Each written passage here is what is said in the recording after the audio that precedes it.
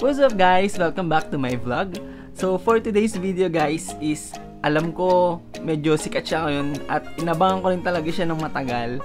Akala ko nga noong una wala na pero guys, panonoorin natin yung bagong ABS-CBN Christmas Station ID. Hindi ko alam pero alam ko marami nag-aabang nito kagaya ko. So panoorin natin and then bigyan natin siya ng reaction. So this is a reaction video for today guys. Samahan nyo ako manood, na-excite na ako guys. Hindi ko pa siya napapanood. So ngayon, tingnan natin kung ano bigyan reaction natin. Samahan nyo ako guys. Let's go!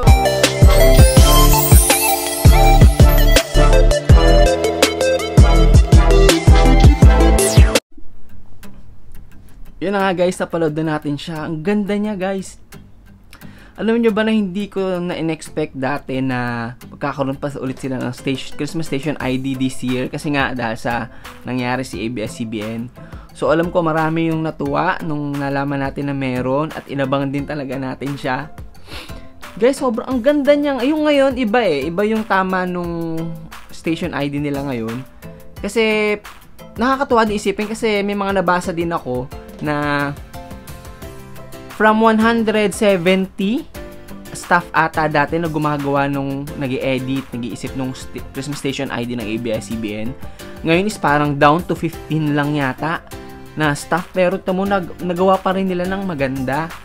Tsaka ang galing nung mga ano nito, creators nito, yung mga nag-ano ng lyrics. Ang galing. Alam niyo, nakakatuwa na yung lahat ng ina-expect ko ng mga singers na para bang every year parang gusto mo naririnig yung boses niya dun sa Christmas Station ID nila. Nandito, as in na kompleto nila yung boses ni Una, yung syempre hindi pwedeng mawala dyan si Regine at si Ogie. Sobrang magaling talaga sila. Tsaka yung boses nila parang pag binlend mo dun sa makaramihan, yung pag birit-birit ni Regine, kailangan hindi siya mawawala. Tapos yung syempre yung si sino pa ba dito? Yung intro si Daryl tsaka si Inigo Pascual, 'di ba? Okay din, sobrang swak yung intro nilang dalawa, yung sobrang suwabe na magkaiba rin sila ng ano ng boses. And then pinaka favorite ko guys yung ano, yung iba-ibang languages, translations na ginawa nila. Ang galing noon, astig noon. Parang hindi mo akalain na pwede nila ipasok sa ganung kanta, 'di ba? Ang galing. Kumpleto talaga nandun yun si Moira, 'di ba? Parang pag wala si Moira, parang hindi kumpleto. Si Sarah, si Tony. As in kinumpleto nilang lahat. Tapos syempre, yung line nilang kumpleto yung nasa The Voice, yung mga si Bamboo, si Coach Leia, si Coach Sarah, yan naman. Kailangan kumpleto sila, 'di ba? Ang galing nito. Masasabi ko dito as in. Tapos ang kinaganda pa dito guys, parang yung pag pinaulit-ulit mo siyang pinakinggan, parang nasasaulo mo siya agad. Parang ang bilis niya mag-sink in sa'yo. Ang galing, ang ganda. And ang galing, ano pa ba yung mga napansin ko dito? Yun, si Gary V. Siyempre, napakaswabe din ng kanya kay Martin. Sobrang gagaling nila. Tapos siyempre, hindi mo wala pwede si Vice Ganda, 'di ba? Parang kumpletos Ricardo si Vice Ganda Nakakatuwa. Ito basahin natin to. So yun, sinulat pala siya ni Robert Labayen at ni Love Rose De Leon. So ang galing nila.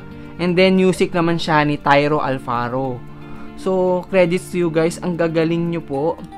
And marami pang artist na inabangan ako na sana nandito pero hindi nakasama. Pero siguro yung minimize lang nila kung ilan lang yung mapapasali. Siguro ilalabas nilang lahat yan. Siguro, pero tingin ko naman yung mga iniintay ko dito na dapat kumanta is baka kasali naman siya dun sa mismo Station ID. Kasi 'di ba lyrics pa lang naman to.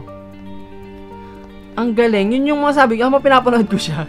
Yung hindi ko napipigilan pumalakpak kasi ang galing nga. Tapos nasasabayan ko siya kasi 'di ba para siyang videoke na may lyrics. Parang ang bilis mong ang bilis ano sa iyo yung ano nung kanta, kaya nasasabayan mo na siya sa bandang huli.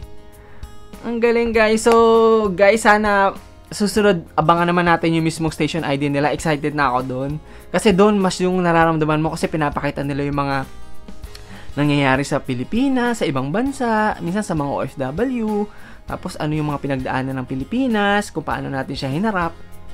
Yun yung gusto ko doon sa mismong station ID nila, kaya inaabangan ko siya. So, December 1 daw siya lalabas. So, excited na ako. Alam ko marami na rin sa inyo kagaya ko na sobrang excited. Hindi ko alam, pero big deal sa akin yung station ID. Alam nyo ba na may isang playlist ako ng ABS-CBN station ID talaga? Yun yung pinapaulit-ulit ko kahit kapag nagla-live ako sa TikTok, naririnig yun ng mga napasok sa live ko na sabi nila, oh, nakakamiss naman ng Pilipinas. Kasi iba talaga pag narinig mo yung Christmas Station ID, talagang parang babalik sa'yo yung Pilipinas, yung mga pinagdaanan sa Pilipinas, kung gaano kasarap magpasko sa Pilipinas. Kaya yon, sobrang thank you guys sa panonood. So hanggang dito na lang yung ating reaction video. So for me, 2 thumbs up. So saludo ako sa lahat ng gumawa sa staff, sa mga artist na napili nila, sa song, sa kung gaano ka-artistic yung song na napasukan pa nila ng iba't ibang translations. Sobrang galing, simple, magaling, tsaka alam mong tatago sa puso pag pinakinggan mo. So, sa mga hindi naman ABS-CBN fan, okay lang po yun kasi yung ibang mga stations meron din naman. So, maganda din naman, napakinggan ko din naman. Pero solid ABS-CBN lang talaga ako. Kaya, inabangan ko talaga to at ginawan ko siya ng reaction video. So, hanggang dito na lang guys. Salamat sa panonood sa aking video.